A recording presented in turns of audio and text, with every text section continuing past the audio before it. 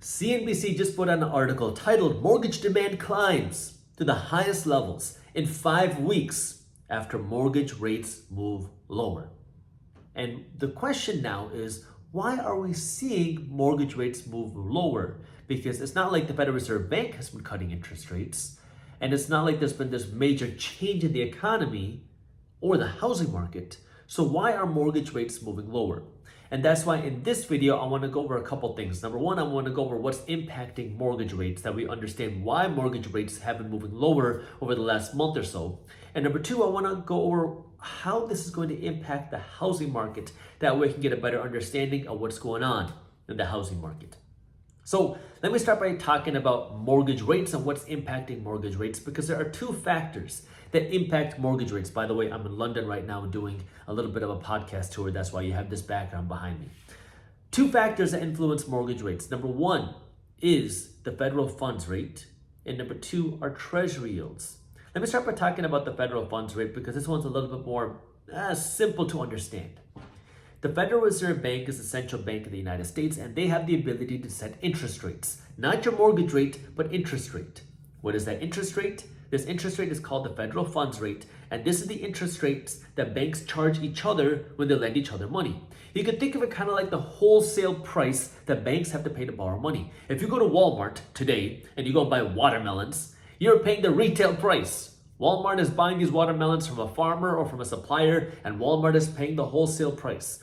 Then they're going to take this wholesale price and they're going to jack it up and sell it to you at the retail price. That's what retail pricing is. It works the same way in the banking market. When you go to a bank and you borrow money, banks are borrowing this money at the wholesale price called the federal funds rate, and then they jack it up and sell it to you at the mortgage rate, your car loan rate, your credit card rate. That's your retail rate.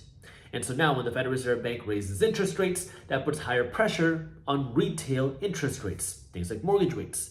But that's not the only factor that impacts the mortgage market. The second factor are treasury yields.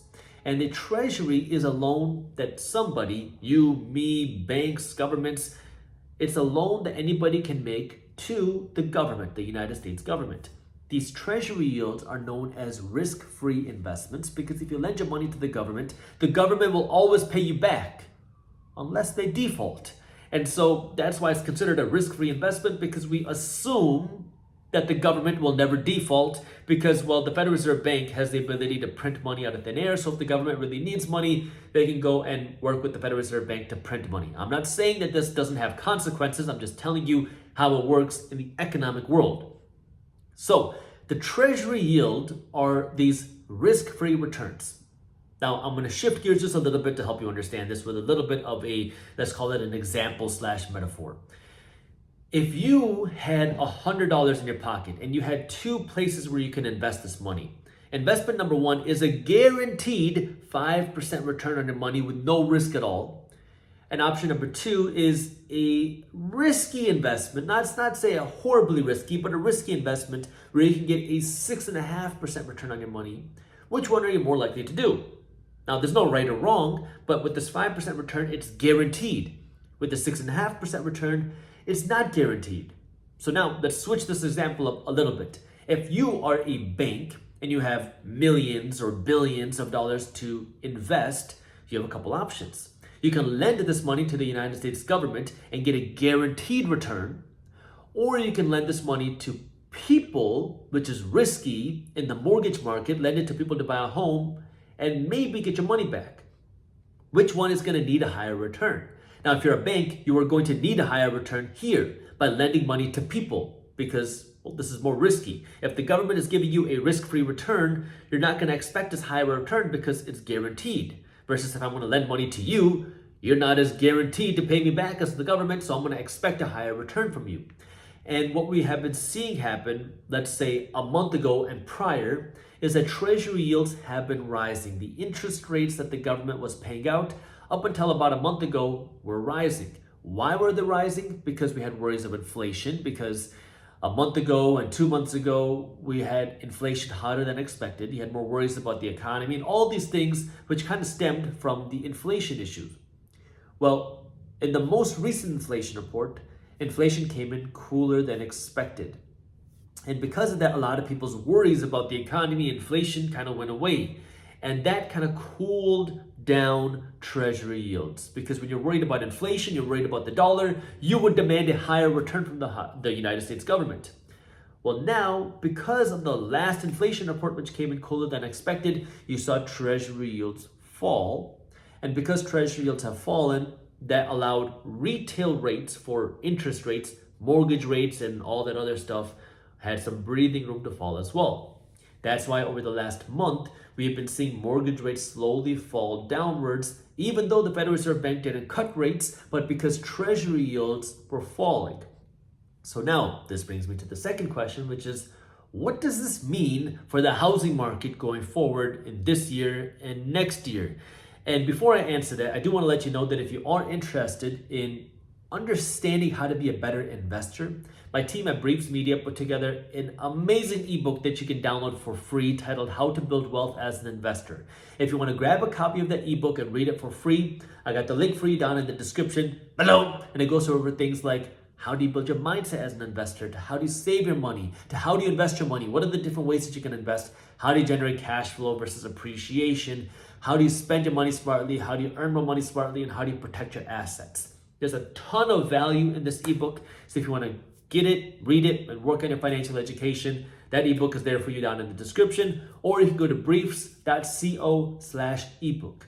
So now, what does this mean for the housing market? Well, mortgage rates have fallen, but they haven't fallen to anything significantly drastic. There's a lot of news out there about the mortgage markets, but mortgage rates fell from around 8% to around 7.5%, which, yes, if you were in the housing market, that's a big difference, but it's not like the mortgage market has fallen from 8% to 4%. So understand that. The second thing that I want you to understand is that the housing market runs on supply and demand. I've talked about this a handful of times. But when you see mortgage rates fall, what does that impact? The first glance impacts demand, but it actually also impacts supply. Let me explain that for a second. Because on the demand side, it's a little bit obvious. When mortgage rates fall, buyers get excited. You think, oh, I can go out and finally afford a home. I can go out and buy a home that I want. I can go out and afford the home of my dreams. So you have more people going out and willing to make offers and willing to go out and submit an application for a mortgage. So that puts more buyers out there, and more demand can generally increase housing prices, because when you have more buyers out there competing against each other, that leads to higher home prices. But on the flip side, it also impacts supply a little bit indirectly. And the reason why we're seeing mortgage rates impact supply a little bit indirectly is because if you own a home and you have a 4% mortgage, you don't want to sell it and get an 8% mortgage, because that means your payments on your new home or your next home are going to be a whole lot higher.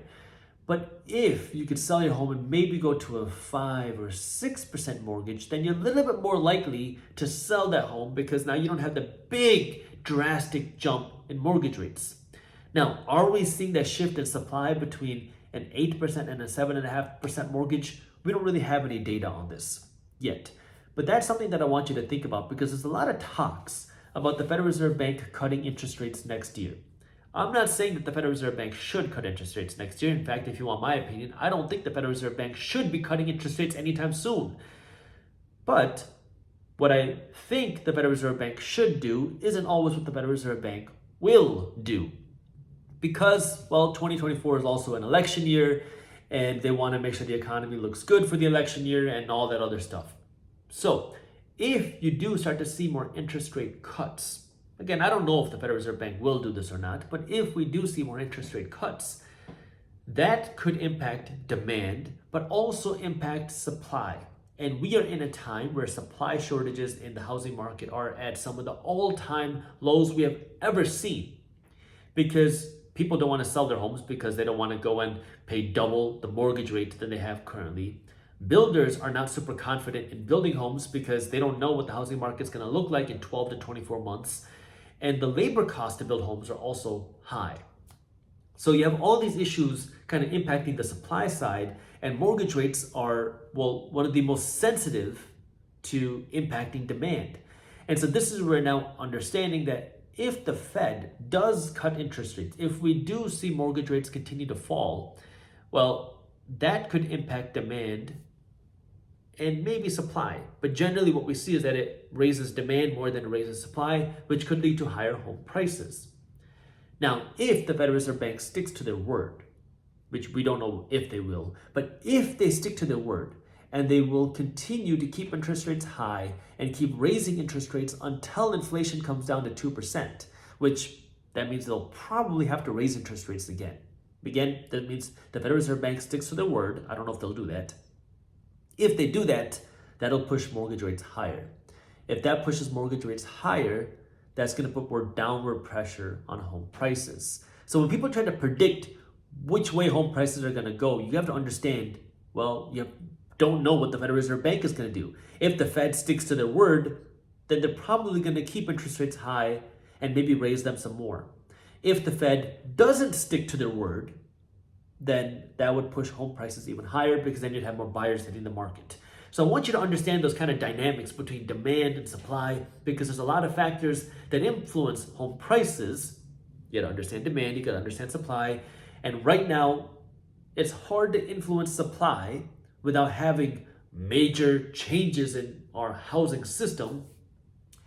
But the demand side of the housing market is really influenced by mortgage rates, and higher mortgage rates lead to lower demand, lower mortgage rates lead to higher demand, and higher demand leads to higher home prices. Lower demand would pull home prices lower, and home prices always move faster up than they do down because a home seller is much more likely to raise the price of their home than they are to cut the price of their home. So understand how these different dynamics impact the housing market because, well, the housing market doesn't move like the stock market. It doesn't move as fast and it doesn't move as drastically because a home sale is a much slower process as opposed to the stock market where you can buy and sell a stock in the click of a button versus a home. This is a much bigger decision and it can take 30 days to 90 days to 6 months to sell a home. So understand that home prices move slower and there's a lot more factors that are at play here.